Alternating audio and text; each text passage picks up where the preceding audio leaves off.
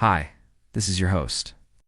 And today's question is, can I make a video about a missing person case that has not been solved? The answer is, of course, yes. And this is the story of a babysitter who vanished without a trace. It was the night of January 27th, 2016, and 24-year-old Lauren Smith had just finished her shift as a waitress at a local restaurant. She clocked out at around 9:30 p.m. and headed to her next job as a babysitter.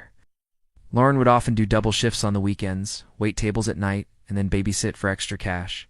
That night, she was supposed to be watching two kids. 10-year-old Kyle and his little sister, who was only 8 years old. Their parents had gone out for the night, and they were being watched by Lauren at their home in Spring Green, Wisconsin. Lauren had known these kids since they were born because her mother, Mary, was close friends with the parents, Sean and Candace.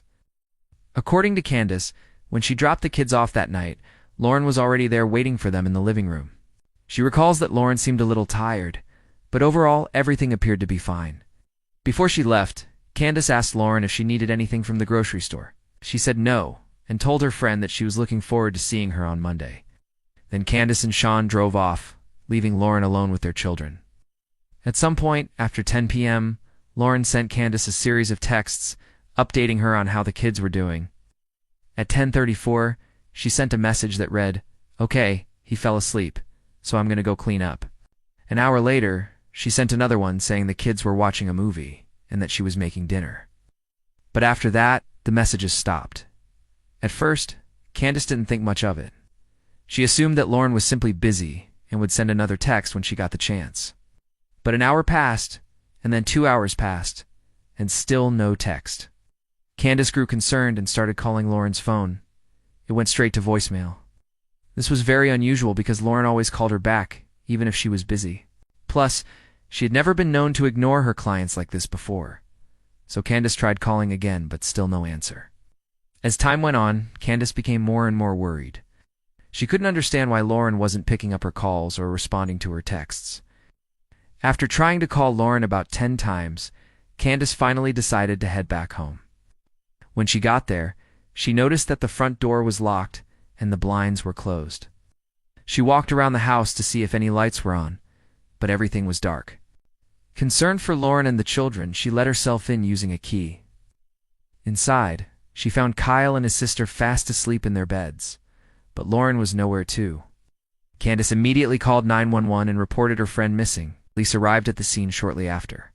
They searched the house and the surrounding area, but there was no sign of Lauren anywhere. They also checked her car to see if she left in a hurry, but it was parked where she had left it, containing all of her belongings. Her wallet, keys, and phone were all still inside, so it didn't appear as though she ran away or left voluntarily. What confused investigators even more was the fact that the children were left unharmed. If this was a stranger who broke into the house, why didn't they do something to the kids? And if Lauren resisted, why didn't they just take her with them? Everything pointed to the fact that she was supposed to be there babysitting, yet she had vanished without a trace. One of the first people the police spoke to was Lauren's mother, Mary. She told them that her daughter had no enemies and could unthink of anyone who would want to hurt her. All the people at the restaurant where Lauren worked said the same thing. She was friendly with everyone and was well liked by customers and co-workers alike. No one could come up with any reason why someone would want to harm her.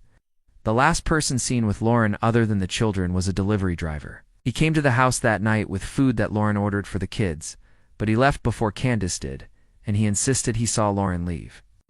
Investigators learned that Lauren and the driver had briefly dated in the past, and he admitted to having feelings for her. But according to him, he hadn't seen her in a while, and things ended amicably between them. He said he delivered the food that night, knocked on the door a few times, and when no one answered, he let himself in using the keypad outside. He said he yelled out to see if anyone was there, but not hearing a reply, he left. But the police weren't convinced. They searched the man's house and car, but nothing connected Lauren to him or his home.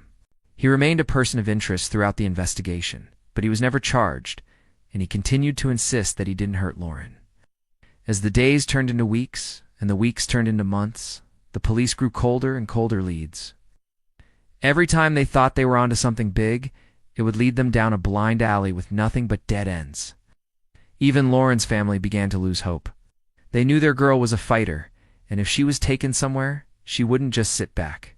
She would try to get away. If she couldn't get away, she would try to make someone pay. But despite all the violence that occurred in Madison that summer, no one came forward claiming to have seen Lauren or having any information on what happened to her. Then in October, 6 months after Lauren disappeared, her mother Mary took matters into her own hands. She hired a private investigator to look into the case.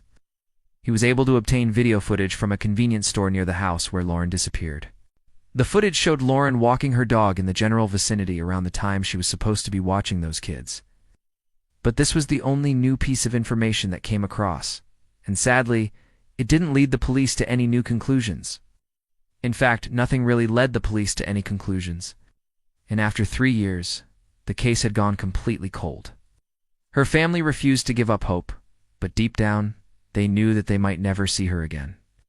And here's the thing. We don't know what truly happened to Lauren. There are so many questions that remain unanswered. What happened after Lauren sent that last text at 11:30? Did she have an accident? Did she run away? Or was she taken against her will? The police will never know because no one knows what happened. There is one theory that I have, but it's just a theory. Doesn't mean that it's true, but I believe that Lauren was taken that night while the kids were asleep. I think she was taken from the house and no one even knew it. Someone close to her could have easily slipped into the kids' rooms after 10 p.m. when they were sleeping and taken Lauren without anyone knowing. That would explain why the children weren't hurt. Whoever did this knew exactly where Lauren was and took advantage of the situation. I find it interesting that no one came forward claiming to have seen Lauren after that night.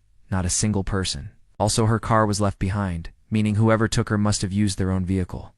But this is all speculation. I have absolutely no proof that this is what happened. But I do think that whoever did this planned it out ahead of time. They knew Lauren would be alone in that house with 2 sleeping children, and they took advantage of it. But who could have done such a thing? I honestly have no idea. None of the theories make sense and none of them add up. The person who took Lauren knew the area well. They knew how to sneak into the house unnoticed, and they knew how to evade suspicion. They also knew that the police would search for Lauren, but they knew that they wouldn't find her. They basically knew how to get away with murder, which makes me wonder if they have done this before. Maybe they have done this multiple times and Lauren is just the most recent victim. But again, that's just my opinion. I have no way of proving it. As for the family, they continue to hold on to hope that Lauren will turn up safe and sound someday. But they also know that this may never happen. They've accepted that they may never get answers and they may never see their daughter again. This case is still open, and anyone with information should contact the Madison Area Crime Stoppers. As always, I want to thank you for watching. If you enjoyed this video, please show your support. I'd also like to take a moment to say thank you to our supporters. Your generosity helps us continue producing these videos, and we really appreciate it. Thank you all so much.